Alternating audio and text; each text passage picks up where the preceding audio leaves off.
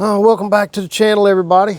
This is the first video I've sat down to mess with since, the holidays. I think in real life, today's the 9th of January.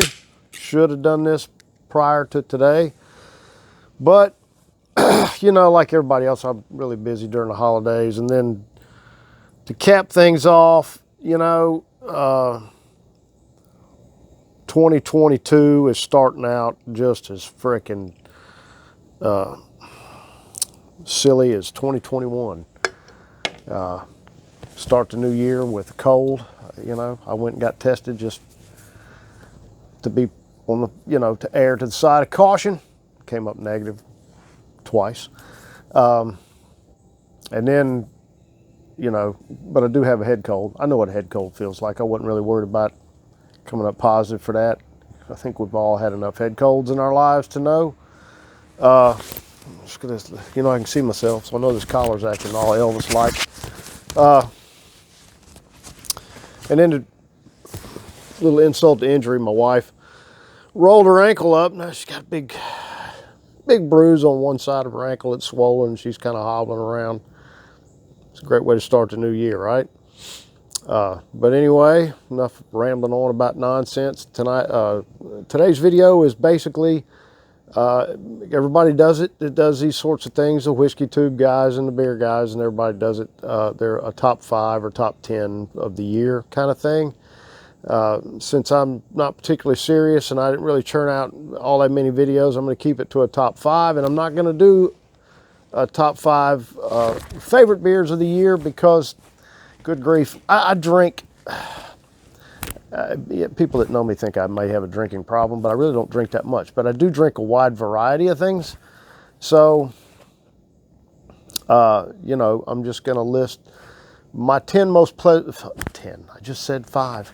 My 5 most pleasant surprises. These were the beers that when I go down and buy, a build your own 6-pack of different things, and I find something new, sometimes I get really excited about it because, like I said, I drink a lot of different styles, and having favorites, it's a big deal for me because, the beer aisle can be really overwhelming, and it's nice to just know, hey man, if they got this, I'll just grab that. So there you go. So without further ado, we'll start at the bottom, work our way up. My number 5 on the list was the Alpha Gator from Abita Brewing, and it's, if you want to see the video where I talk about it, it's not actually an Alpha Gator video. I was giving some tips about the Dolphin Street Beer Fest, but what I will do is I'll link everything in the description below when I get this edited, which I hope to do in the next day or two. It's a double IPA. It was just fantastic. And the only reason it is hovering at the bottom of this list is because it's a seasonal release. It's not in the core lineup, so it's not available all year. But man, oh man, if you see it, you're going to want to grab it. I really enjoyed that one, and I'm really looking forward to it when it comes out again. I'll be stocking up. So, number 4 on the list is it's a Belgian.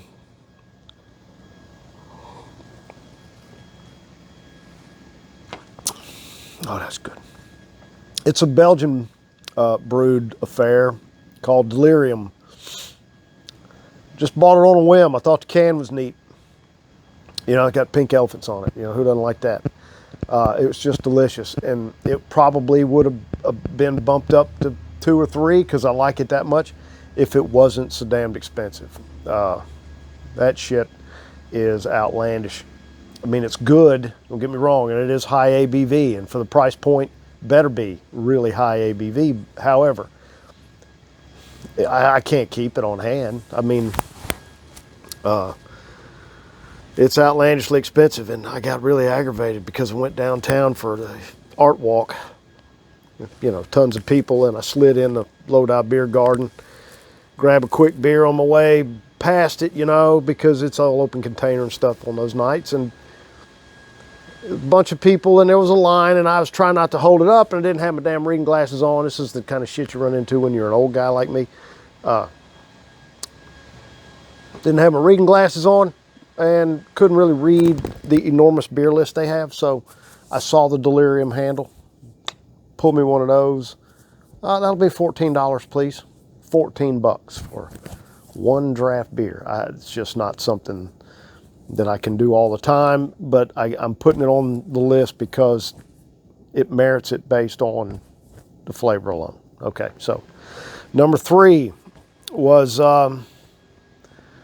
it was really a pleasant surprise because I'm not the biggest fan of, geez, I can't see my list good. I'm not the biggest fan of Hefeweizens anyway. But, you know, I have a friend that really loves them. So when I get them, I try them. And he's been known to use me as a bit of a guinea pig. So I grabbed one, and it's a fairly local beer to me, and I don't have my notes. But once again, to describe, if you're interested, the videos, you can find them on, on the channel, and I'll link them down below. It's the Peace, Love, and Hippieweizen. Really enjoyed that one. I find most Heffies to be a bit flat. I don't mean flat, but a little bit thin. And I'm not crazy about the general overall flavor profile of most of them because they tend to have a little anise flavor, and I don't like licorice at all. So, but that one was really nice. It was really well done. So, which brings us up to number 2. And I wish I had more info. I really could have looked it up, but I just kind of decided to do this on a whim, and it's been really nasty out today. So I really just wanted to jump out here and get this done. Number 2 on the list is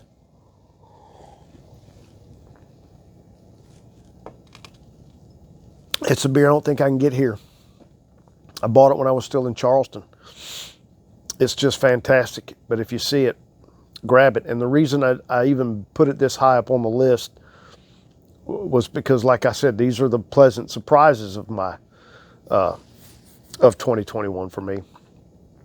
And I generally really dislike beers with adjunct flavors, but this one was really great. It's called I'm sorry, I just mentioned that one. It's called the Sugar Plum Fairy. I was just shocked, really, at how good that beer was.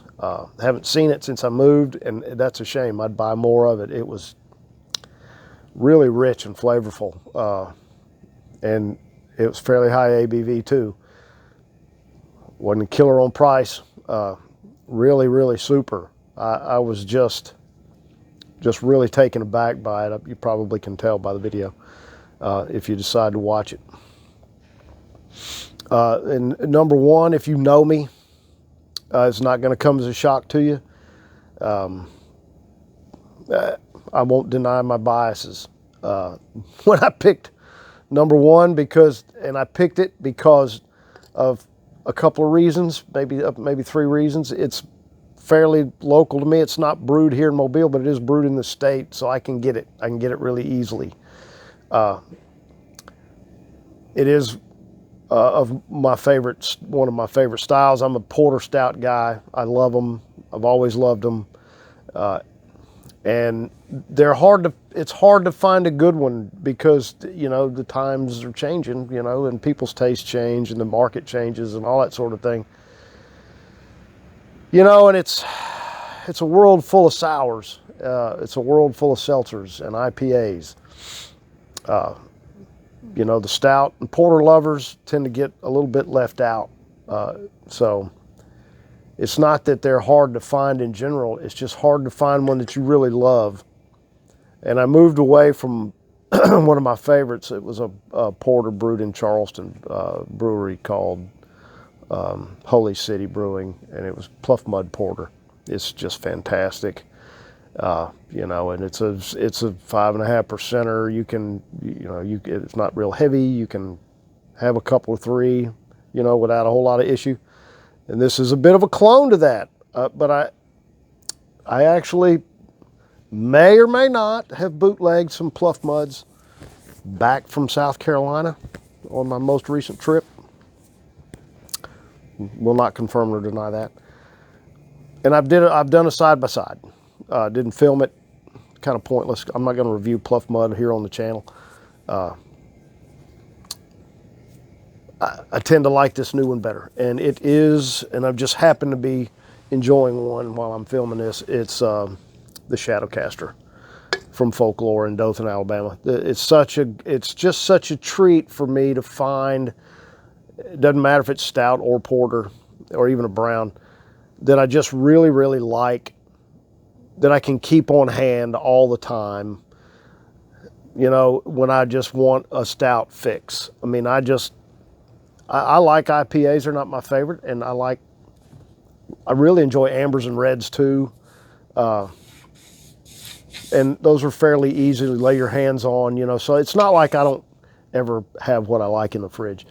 But having access to a really good porter or stout is becoming increasingly difficult, and for me to find one that's fairly local and readily available is just such a treat. So that's why Shadowcaster came in at number 1. And look, it's just beautiful. It's starting to get dark. The clouds are rolling back in. You know, it's gonna rain shortly, and I've got some burgers to grill. So, you know, we'll just wrap this thing up. Tell you guys, like I always like to, please enjoy your adult malted beverages responsibly. We'll see you on the next video.